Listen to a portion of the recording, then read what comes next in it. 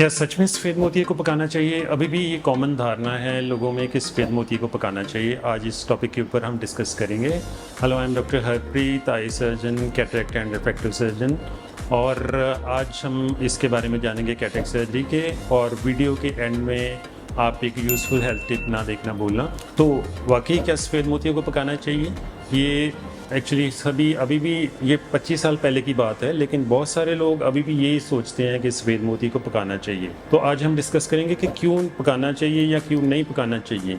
Basically ये तब की बात है जब सफ़ेद मोतिया इतनी अच्छी तरह उसकी सर्जरी पॉसिबल नहीं थी, और हमारे पास कोई माइक्रोस्कोपिक सर्जरी अवेलेबल नहीं थी, दूरबीन से ऑपरेशन नहीं होते थे, पुराने ढंग से होते थे। पूरा का पूरा जो सफ़ेद मोतिया वो 180 डिग्री कट लगा के आँख के ऊपर, तो वो पूरा हम निकाला करते थे। उसमें कॉम्प्लिकेशन रेट बहुत हाई था, तो इसलिए डॉक्टर वेट करते रहते थे कि मोतिये को पक जाने दो। जब नेचुरल विजन ख़त्म हो जाएगी और पेशेंट के पास कोई और चारा ही नहीं रहेगा, तो तब हम सर्जरी करेंगे। तो उस चक्कर में ये धारणा शुरू हुई कि सफ़ेद मोतिये को पकाना चाहिए।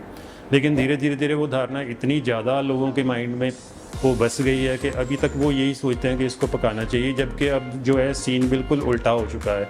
अब हमें मोतिया पक्का नहीं, बराबर बहुत कच्चा चाहिए होता है। उसका भी मैं आपको रीज़न आगे बताऊंगा। तो अब जो है क्या है कि जो ऑपरेशंस इतने ज़्यादा डिफरेंट हो गए हैं पहले से कि मोतिया पकने की हमने वेट नहीं करनी। पहले सारा का सारा लेंस जैसे निकाल देते थे, मैंने आपको बताया। अब क्या है कि छोटे से छेद से ऑपरेशन होता है। 1.8 मिलीमीटर का छेद रह गया। जैसे एंडोस्कोपिक सर्जरी होती है जनरल सर्जरी में, ऐसी जो आई है उसमें एक बहुत छोटा सा 1.8 मिलीमीटर, आप लगा लो कि कितना छोटा होएगा, 1 मिलीमीटर या उससे 0.8 और ऐड कर लो, 1.8 2 मिलीमीटर से भी छोटा सा एक छेद बना के उसके थ्रू ही ऑपरेशन होता है और उसके थ्रू ही लेंस डल जाता है। तो उस केस में क्या है कि जो सफ़ेद मोतिया अगर तो पक गया है, फिर हमें कई प्रॉब्लम्स आती हैं। सबसे पहली प्रॉब्लम आती है कि जो सफ़ेद मोतिया पक के ईंट जैसा हो जाता है, पत्थर जैसा सख्त हो जाता है। तो जो मशीन अंदर जाके जो नीडल होती है मशीन की एक छोटी सी, उसने कटिंग करनी होती है एनर्जी दे के, अल्ट्रासाउंड या लेज़र किसी भी तरीके से, जो उसको ब्रेक करना है जब मोतिये को। तो अगर तो मोतिया बहुत ज़्यादा पका हुआ है, सख्त है, तो वो कटेगा नहीं जल्दी, और उसको टाइम बहुत लगता है ऑपरेशन में।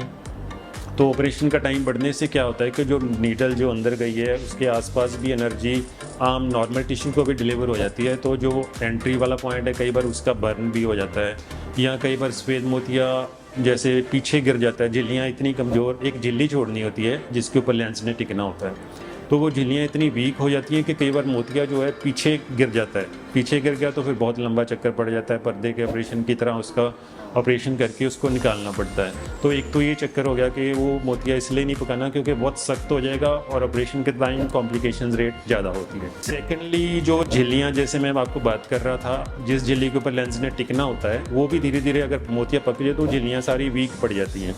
वीक पड़ने से क्या है कि जो लेंस है, लेंस ने जो टिकना था उस झिल्ली के ऊपर, वो झिल्ली वीक होने से कारण जो लेंस प्रॉपर्ली उस झिल्ली के ऊपर टिकेगा नहीं। तो वो झिल्ली जो हमने छोड़नी होती है जिसके ऊपर लेंस ने टिकना है, अगर वो झिल्ली ही वीक पड़ गई तो लेंस जो है लंबा समय अपनी जगह टिका नहीं रहेगा, वो इधर उधर सरक जाएगा। और ऊपर से जो मॉडर्न लेंसेज हैं वो दूर और पास दोनों के लिए काम करने वाले लेंस हैं, और वो पूरी तरह सेंटर्ड और एक जगह टिके हुए रहने चाहिए। जैसे हमने जहाँ पे उसको टिका दिया वहीं पे टिके रहने चाहिए। अगर वो हिल गए अपनी जगह से तो वो काम नहीं करेंगे प्रॉपरली। सो इसलिए झिल्लियाँ हमें स्ट्रॉन्ग चाहिए जिसके ऊपर लेंस ने टिकना है। वो तभी स्ट्रॉन्ग होती है जब आपको मोतिया आपका कच्चा है।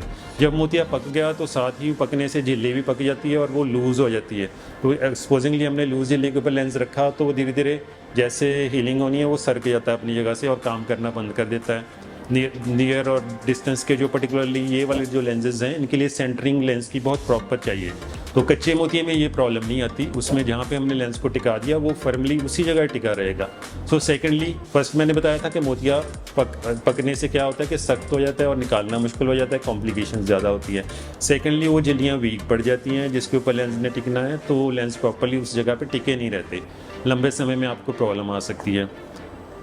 ये दो मेन कारण आप लगा लो कि जिसके कारण हम कहते हैं कि मोतिया आजकल पकाना नहीं चाहिए। जितना कच्चा होएगा, एक तो मशीन फटाफट उसको खींच के बाहर निकाल देगी और लेंस प्रॉपर उसमें फिट हो जाएगा। और दूसरा ये है कि जो झिल्लियाँ हैं वो स्ट्रॉन्ग रहेंगी और लेंस जहाँ पे टिकाएं वो टिके रहेंगे। ये कारण है जिससे हमें ख्याल रखते हुए मोतिया जो है वो पकाना नहीं चाहिए। मोतिया आजकल हमें कच्चा ही चाहिए, जितना कच्चा होएगा उतना ही अच्छा है। हेल्थ टिप जैसे मैंने आपको बताया था कि आपको एक आई हेल्थ टिप मैं ज़रूर देता हूँ एंड में। आज की हेल्थ टिप है कि आप आइज़ को बार बार टच ना करो। उससे क्या होता है कि आँख के अंदर बैक्टीरिया, वायरसेस, फंगाई अगर ऐसे हम मलते हैं तो आँख के अंदर चले जाते हैं और इन्फेक्शन पैदा कर देते हैं, कंजंक्टिवाइटिस या आई फ्लू कर सकते हैं। इस चीज़ का ख्याल रखो, आई को कभी भी टच ना करो। रादर फेस के कुछ वीक एरियाज़ होते हैं, बहुत इंपॉर्टेंट टिप आपको देता हूँ।